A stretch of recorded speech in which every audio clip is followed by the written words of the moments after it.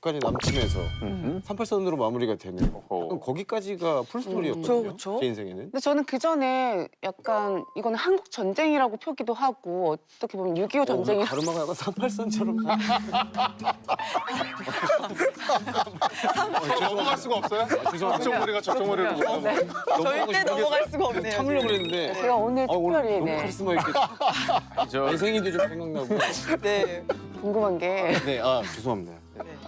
어디서는 한국 전쟁이라고 하기도 하고 어디서는 6.25 전쟁이라고 표기를 하는데 왜 서로 다르게 표기가 되는지. 맞아. 맞아.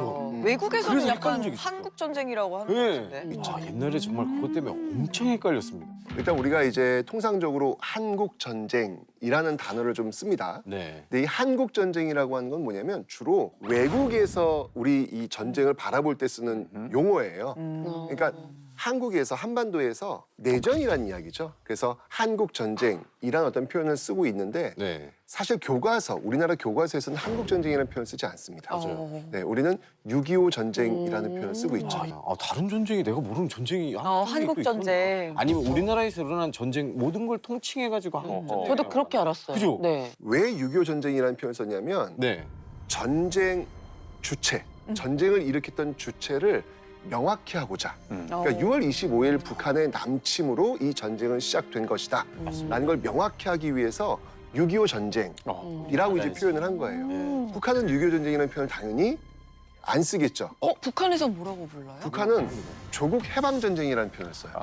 완전 자기들 입장에서. 그렇죠, 그렇죠. 완전 그 자기 입장을 대변했네. 맞습니다. 우리는 진짜 남침인데 침입한 건데 그러네요. 외국인들이. 북한은 이제 일본 식민지 또 미국 식민지 계속 식민지 연속이니까 우리는 계속해서 해방 전쟁 하는 거다라는 표현으로 조국 해방 전쟁 쓰고 있는데 우리는 6월 25일 북한이 쳐들어왔으니 6.25 전쟁이라는 표현을 써야 된다. 네. 아무래도 이야기를 하는 6.25라는 단어는 사실 정말 대부분 국민들이 알고 있는 네. 날짜이기도 하고 익숙한 그럼요. 사건이다 보니까 사실 좀 많은 걸 알고 있는 것 같은데 자세한 그 세부 사항을 아나 생각하면 또 제가 모르는 게 많은 것 같아요. 6.25 전쟁 하면 어떤 게 떠오르세요? 메가더. 영화.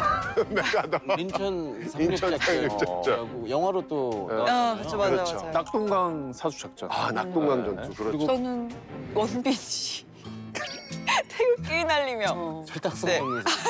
아니 영화로 되게 어린 시절에 6.25 전쟁을 처음 알게 됐기 때문에 그 장면들이 기억에 많이 나요. 저는 할아버지가 참전하셨다는 오! 거 정도 밖에 와, 그럼 실제로 이야기를 들으셨어요? 얘기는 잘 못 들었고요. 그냥 너무 어렸을 때라 저는 와. 참전하셨다라는 정도만. 그러시군요. 네. 네. 아니, 어쨌거나 이제 6.25 전쟁에 대해서 우리 좀 이제 파편적인 어떤 그런 지식들을 가지고 있는 것 같은데 네. 우리 재성 씨가 한번 재성 씨의 6.25 전쟁의 그 흐름을 한번 이번 기회에 한번 쭉 한번 읊어봐 주셨으면 좋겠어요. 너무 어려운데? 개미처럼 설명할 수 있을 것 같아요. 머리, 가슴, 배로 3등분만 네네네 그렇게 한번 자 한번 가보죠. 6.25 전쟁으로 북한이 남침을 했다. 남침했다. 네. 그리고 우리나라가 분리해서 저 후방으로 끝까지 밀렸다가 낙동강 전투까지 밀렸다. 낙동강까지 밀렸다가 메가드 장군의 도움으로 메가드 장군님이 상륙작전. 파이프 담배 물면서 이제 밀어 올라가. 밀어 올라가서 압록강 그래서 갔다 다시 서로 중국이 갑자기 중국이 돼. 맞아요. 했다. 이게 전술로 다시 와서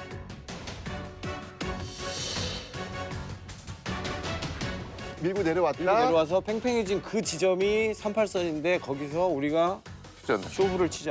일단은 안 돼. 우리가 휴전. 딜을 휴전을 네. 이게 진짜 그렇게 무섭네요. 네. 사람이 저작거리에서 놀다 보니까 우리가 휴전을 하자. 여기에서 딜을 보자. 라고 해서 생긴 게 38선. 아니, 맨 마지막 마무리는 그렇게 하면 안 되죠.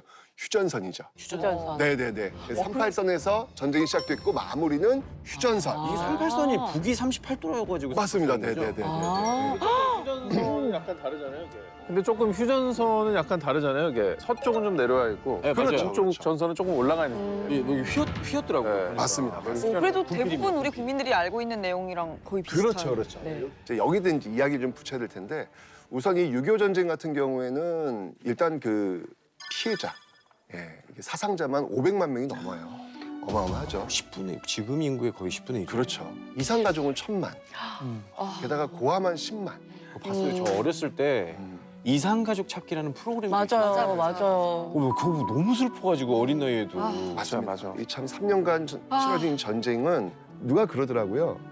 6.25 전쟁은 우리 역사를 정확하게 구석기 시대로 돌려놨다.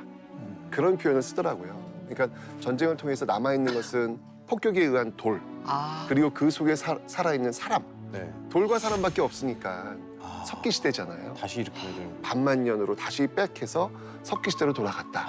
이 전쟁의 그 무서움과 아픔이라는 게 이제 이런 게 네. 있는 거죠.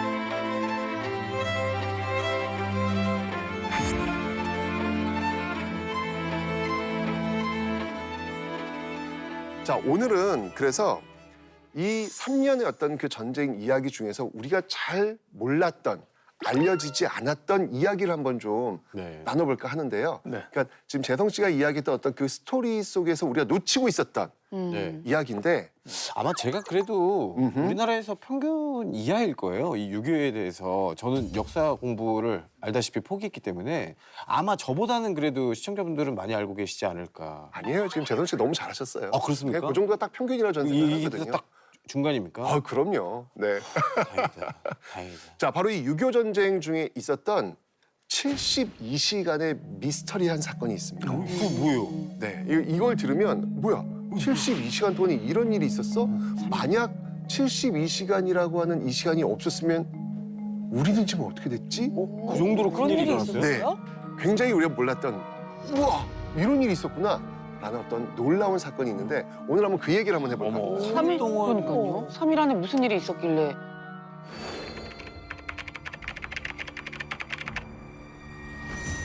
만약 72시간이라고 하는 이 시간이 없었으면 우리는 지금 어떻게 됐지? 그 정도로 큰 일이 일어났어요?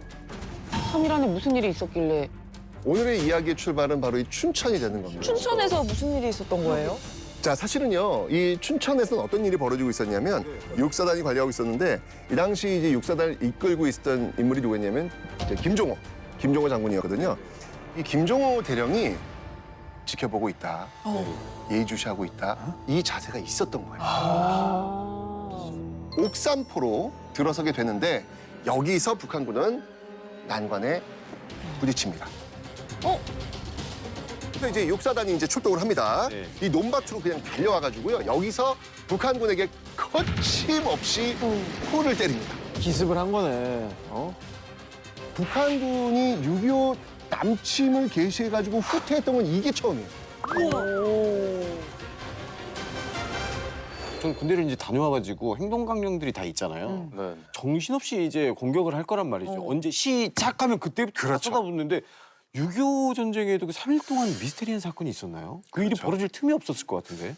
6월 25일 북한이 남침을 하잖아요. 네. 네. 며칠 만에 서울을 점령하죠?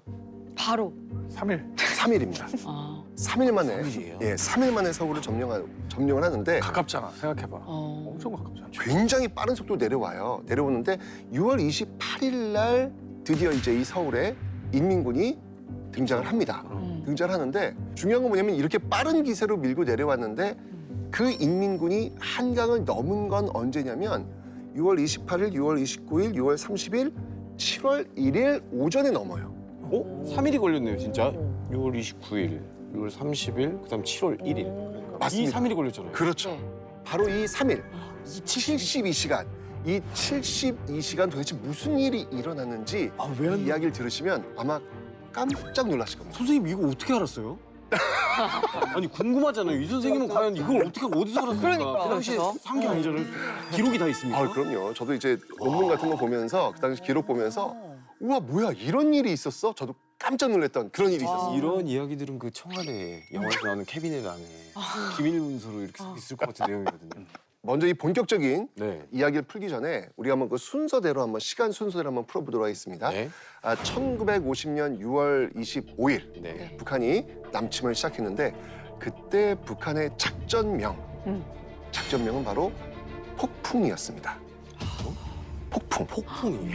뭔가 폭풍처럼 막 밀고 내려오는. 폭풍을 일으켜라 막 어. 그런 느낌. 그죠?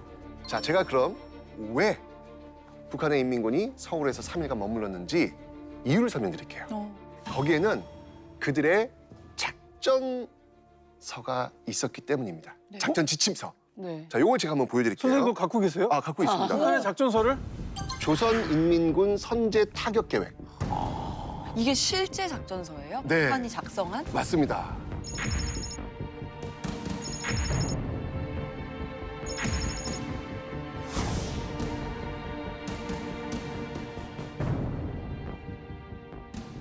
그래서 6월 25일 새벽 4시에 북한은 작전명 폭풍이라는 것을 앞세워가지고 전면적인 남침을 시작하게 됩니다. 이 폭풍이라는 작전 속에서 정말 이 포를 엄청나게 쏩니다. 남쪽으로요. 네. 남쪽으로 쏘면서 그 연기가 장난 아닐 거 아니에요.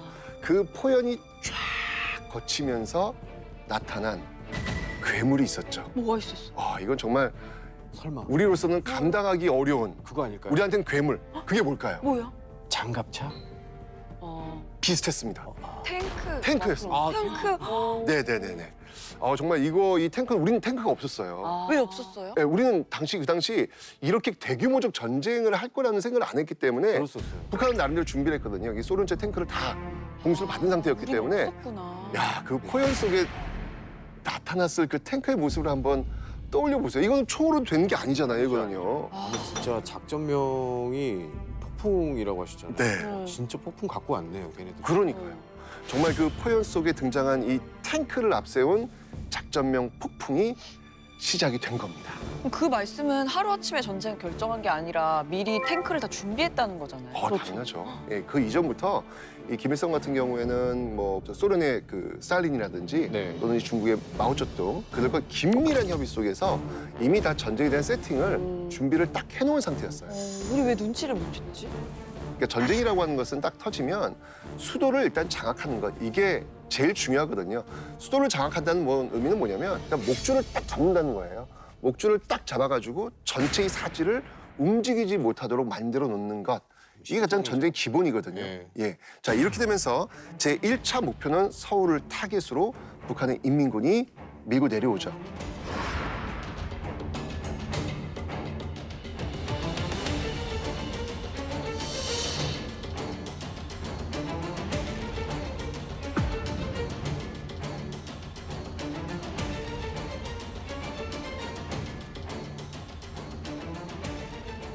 근데 이때가 언제였냐면 무슨 요일이었는지 요일은 어떻게 모르고 일요일 그 이거 당시 우리는 배웠는데. 그러니까 이렇게 그래요? 책에서 본 것 같은데. 휴일이었어, 휴일. 토요일이 일요일 일을 낮? 넘어가는 날일까? 지금 우리는 주 5일째니까 토요일이 쉬는 날이지만 그렇군요. 그때는 주 맞다, 6일째요. 맞다. 그러면 일요일에서 맞다. 월요일. 왜냐면 토요일에 일하고 완전 꿀잠 자고 있을 때. 그렇죠. 일요일 새벽. 그래서 일요일 날 전쟁이 개시된 와, 거예요. 최악이다. 다 쉬고 있는데. 우린 거지. 심지어 새벽에. 결과를 준비하는 사람도 있을 거고. 6월이니까 이 당시에 군인들이 많이 외박을 나가 있는 상태예요. 왜냐면 농사를 지어야 되는 그 시기이기도 하니까. 그 방학도 있지 않아요? 학교랑 막 가족들 다. 그치, 방학을- 가을 앞두고 휴가. 여름에 엄청 농사 열심히 질 때니까. 그렇죠. 그래서 그 시기를 딱 노린 정확하게. 거구나. 와 진짜 못했죠. 그러니까 군인들도 지금 좀 쉬고 있는 상태고 외박 많이 나간 상태에서 일요일 날 전면적인 남침이 시작되니까 초반에 이게 어떤 모습이 그려질지 그림이 좀 보이시죠? 네. 폭풍처럼 내려왔겠다. 맞습니다. 진짜 작전명 너무 방심했겠다. 그래서 이제 군 수뇌부도 네. 이 당시에 좀 많이 빠져 있는 어떤 그런 상태였기 때문에 이래저래 지금 우리 국군이 이 북한의 이 폭풍 작전을 막아낼 수 있는 어떤 그런 시간적 여유가 많지 않은 그런 상태였습니다. 근데 당시에 제가 듣기로는 사람들이 바로 눈치를 못 챘다고 들었거든요. 그때 당시에 교전 같은 게 많았어서. 네, 맞아요. 이게 사실 뭐 그 이전부터 38선을 중심으로 해서 크고 작은 어떤 교전이 있기는 있었거든요. 그래서 네. 뭐 사실 이것도 뭐 그거의 뭐 연장선상 아니겠어? 아니 그 요즘 같이 뭐 SNS가 있을 때도 그러니까. 아니고 네. 통신 체계가 막 대단할 때도 아니니까 그런 이런저런 교전까지 많았었으면 그냥 또 그런가 보다 맞아, 하고 맞아. 시민들은 도망도 안 가고 지금처럼 핸드폰으로 바로 딱 알림을 보내줄 수 있는 상황도 아니잖아요. 그러니까 그렇죠. 속수무책으로 당할 수밖에 없던 그런 상황이었네요. 그렇죠. 그런 과정에서 뭔가 좀 불길한 느낌이 좀 들기 시작해요. 네. 중요한 건 전쟁이 났으니까 소리가 들릴 거 아니에요. 네. 그 소리가 점점 커지고 있다는 느낌, 네. 다가오고 있다는 느낌. 뭐지 이상한데 예전에 어떤 교정과는 좀 다른데 이렇게 느낌을 갖고 있는 상황 속에서 27일, 네. 네. 25일날 전쟁 그러니까 이승만 정부는요 개전 이후 이틀이 지난 27일 오후 10시가 돼서야 이 방송을 통해 처음으로 전쟁 사실을 알리는 대국민 담화를 발표합니다.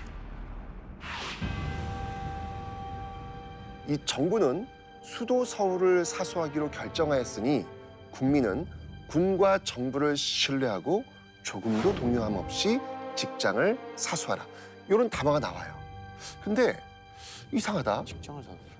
포성 소리는 점점 커지고 있는데 방송 소리, 이게 당시 라디오일 네. 거 아니에요.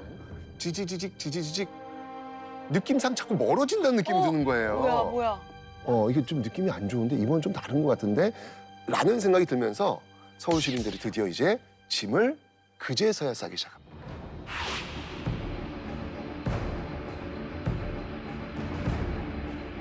그러니까 이제 그 담화 자체는 그냥 서울에서 동요하지 말고 직장 다니면서 있어라. 거기 있어라 그러는데 네. 시민들은 뭔가 좀 불안한 거죠. 왜냐면 계속 포성 소리가 좀 커지니까 오. 불안할 거 아니에요. 잘 사수하고 있는 것 같지가 않으니까. 그렇죠, 그렇죠. 자, 이러면서 짐을 싸야 되겠다라는 생각을 하고 있었는데 당시 이미 이승만 정부는 26일 날 정부는 피난을 간 상태였고요. 이승만 대통령도 27일 날 이미 서울을 떠난 그런 상태였습니다. 아, 네. 자, 자, 그러니까 이러면서 이제 서울 시민들이 아쉽다. 이제 짐을 싸기 시작하는 거였죠. 네. 아니 근데 되게 긴급한 상황인데 어떻게 시민들한테 도망가지 말고 동요하지 말라고 이렇게 방송을 한 맞아. 거죠? 시민들도 빨리 대피해야 되는 같이 거 도망가자고 하면 되잖아요. 우리는 빨리 피난 가야 됩니다. 도망가십시오. 라고 하면 이거는 와르르 무너지는 거예요. 왜요? 아. 근데 사람 목숨이 물론 그렇죠. 네. 네, 물론 그렇죠. 일단 시민들한테 좀 안심을 시킬 필요가 있겠다. 네. 전쟁에서 너무 동요가 나오면 이게 아노미 상태가 빠지면서 이게 더 혼란스러워질 수 있거든요. 안심시킬 필요가 있겠다. 또 하나는 뭐였냐면 지금 아까 군인들이 지금 밖에 나갔잖아요. 네. 네. 군인들이 원대 복귀해야 될 거 아니에요. 네. 그런데 우리는 이미 졌습니다. 우리는 지금 도망가야 됩니다. 이러면 아. 오겠습니까? 지금 직장을 군인들이? 사서라의 직장에 군대도 들어가 있었고. 그렇죠, 그렇죠. 예. 그러니까 막 지금 이미 수도 함락됐습니다. 그럼 복귀조차 안 할 테니까. 당연하죠. 그러니까 이런 상황 속에서 그런 어떤 방송이 나갈 수밖에 없는 상황이었는데 그러니까 이 당시 이제 서울 시민들도 짐을 싸고 가야 될 곳은 한강을 건너야 될 거 아니에요. 네. 근데 당시에 지금처럼 다리가 막 20개 막 이렇게 있는 게 아니었어요. 어. 이제 한강철교, 한강대교, 뭐 광진교 뭐 요 정도밖에 없는 거예요. 빨리 건너야죠. 네. 일단 거기를 못 건너면 내려갈 수가 없어요. 이건 방법이 없는 거예요. 네. 그러니까 일단 한강 쪽으로 아마 가지 않았을까. 네. 무슨 일이 있다도 그건 건너야 된다. 음. 그런데 6월 28일 3일 후네요. 네. 새벽 2시 좀 넘어서 네. 번쩍하는 섬광 같은 소리와 함께 한강 인도교가 무너져요? 폭파됩니다. 아. 설마. 아, 가슴 아프다, 갑자기.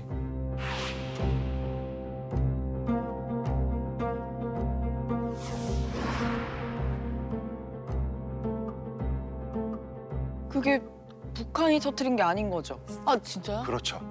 우리 국군이 한강 인도교를 끊어버린 거예요. 왜냐하면 그때 이제 이 군인들의 어떤 그 첩보망이 뭐가 들어왔냐면 인민군 탱크가 서울에 진입했다라고 하는 첩보가 들어온 거예요. 그 탱크를 못 건너게 하려고. 당연하죠. 이게 끊어야 되는 건 맞는데 이 명령이 우왕좌왕하면서 너무 일찍 끊어버려요. 그러니까요. 그러니까 끊어야 했던 건 맞지만 네. 여전히 건너지 못한 국민들이 되게 많았던 맞아요. 거죠. 실제로 북한 인민군이 용산 근처에 탱크가 들어온 시점은 6월 28일 저녁 밤 10시쯤 됐거든요. 8시간. 꽤 늦은 시간이었어요. 그러니까 첩보가 잘못됐네. 예. 그러면은 눈 깜짝할 사이에 전쟁 발발하고 3일이 지나면서 한강다리까지 폭발이 된 거면 맞습니다. 북한군은 이제 그냥 거의 서울을 휘어잡는 상황이었던 거죠. 그렇죠. 국군이 한강다리를 끊었다는 얘기 뭐냐면 한강 이북 쪽은 포기했다는 얘기랑 그러니까. 마찬가지예요. 그러네. 예. 그러네요. 그 신호를 준 거예요. 이쯤이면 뭐 그냥 야 우리 차지했다. 서울 뭐 그냥 바로 점령이다 라고 해서 밀고 내려갈 수 있는 그런 상황이 된 거죠. 자 이렇게 되면서 지금 당시 그 북한군은요 보병 5개 사단하고 350대 그 전차 탱크를 네. 몰고 내려오고 있는 어떤 그런 상황이었거든요. 350대? 그렇죠. 탱크 350. 우리 한 대도 없었는데?